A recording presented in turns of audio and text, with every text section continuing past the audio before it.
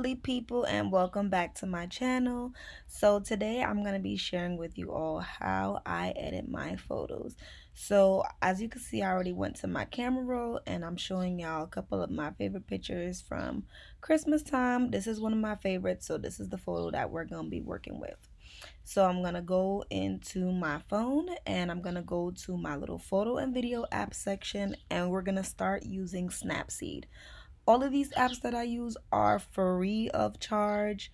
I don't want to pay to have to edit my photos, so I actually had YouTube some apps, and this is one of the ones that I found. So I had already put the photo in my favorites, and so that it makes it easier for me to find the picture that I want to work with rather than going into all of my photos.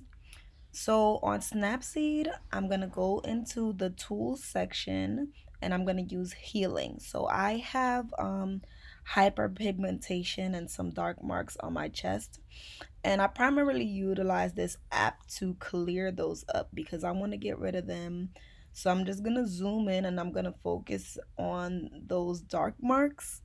And what this healing tool is going to do is it's basically going to get rid of any of those dark marks. So as you can see, I'm just going in and I'm cleaning them up. Right now, you may not see a big difference yet, but you're definitely going to see as I continue what I'm doing how much of a difference this tool makes.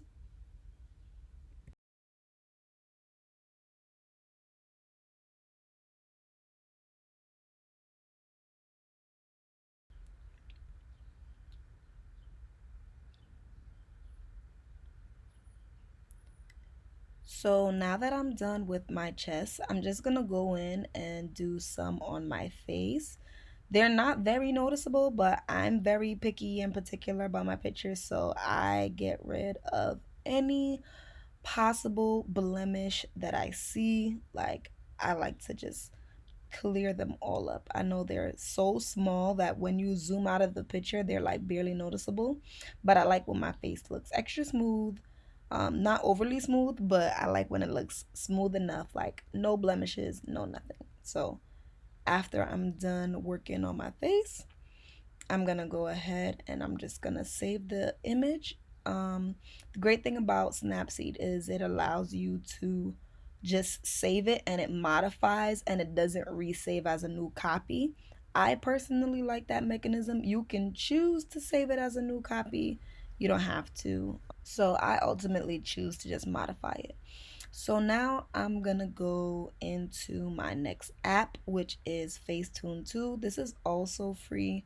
There is a version of Facetune that comes with a charge, but I choose to just use the free one because it has all that I need. And I have Photoshop on my computer, so if I need any additional resources, then I'll just go on Photoshop. Sorry about any additional sound you hear in the background. My phone fell out of the charger. All right, so I did a couple of different things on the Facetune app, and I'm here to show you guys what are some of my favorites that I like to use on here. So I'm gonna first go into the retouch setting of the app, and when I click on it, I'm gonna go down into vibrance. So for this image, what I'm about to do is I'm going to shade over on the tree.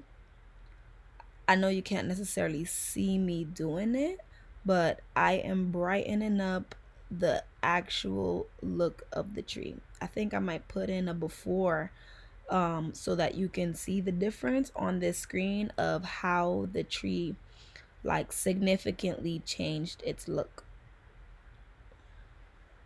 And I do this over twice because I think that sometimes when your background is really bright, it just adds a contrast to the actual image. Every photo that you edit is going to be different. They're all not going to be the same. You're not going to use the same edits. It really just depends on what you're looking to do with the photo. I know y'all see that tree brightening up. All right, so the next thing I'm gonna work on is my eyebrows. So I'm gonna go ahead to the paint tool and I'm gonna go click on the paint option. and I'm gonna scroll down to the color black. I know some people don't really like dark eyebrows, but I like my eyebrows to be dark. So here I'm just kind of shading it in. I did a little too much, so I went and undid it really quickly to just fix it so that it doesn't mess up the shape of my brow.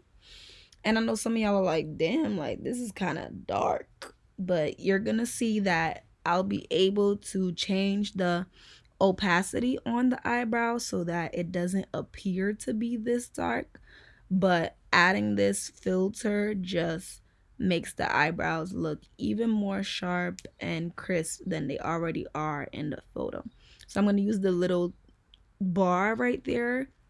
Y'all see where the numbers are, and I'm just gonna bring it down lower, so to my liking. So if I bring it all the way down, you'll see the original eyebrows how they looked, and as I bring it up, you can see it darkening just to add some drama to them brows. I love some nice brows.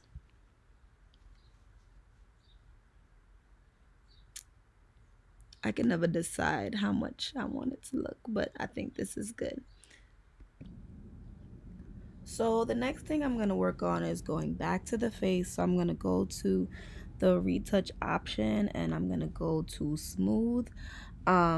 This creates a very subtle but important difference, in my opinion, on how your skin looks in your images. So I like my skin to look very flawless when I'm posting any selfies, especially since the photo is focusing on the face area. So this smoothing tool just helps make the face look extra smooth. Like there's no other way to describe it.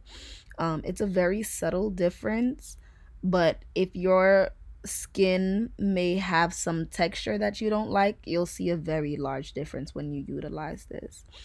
And I'm gonna also go in and use some glow, and I put this in the areas that my face will have a highlight, so the bridge of my nose, on my cheeks, and the highlight on my forehead. And you want to be very light with the finger when you use this because you don't want it to like overpower your face. And I usually lower down the opacity because you see it creates a very bright light on the face. But it looks good. Like it adds a nice little highlight. Like it just adds more definition to the highlight that you already have if you have your makeup done in your image that you're editing. So I'm also gonna do one more thing, and I'm gonna actually use the matte option on my hair. I don't always use this, it really depends on the style, but one, it kind of smooths down the flyaways a little bit, and two, if I feel like my wig looked a little too shiny, then that's another reason why I'm going to use this. But I bring the opacity down really low because I don't want it to look fake almost, but it definitely controls the hair a little bit more in the photo to my liking. A very subtle change, but essential edit. So this is pretty much what I do. I have more intricate ways that I edit my photos, but if you like this video, make sure you like, comment, and subscribe. Thank you guys for watching. And here I'm just gonna save it. Facetune saves the image as a copy, so when you go into your photos, you'll be able to see the new image. Thanks. Bye.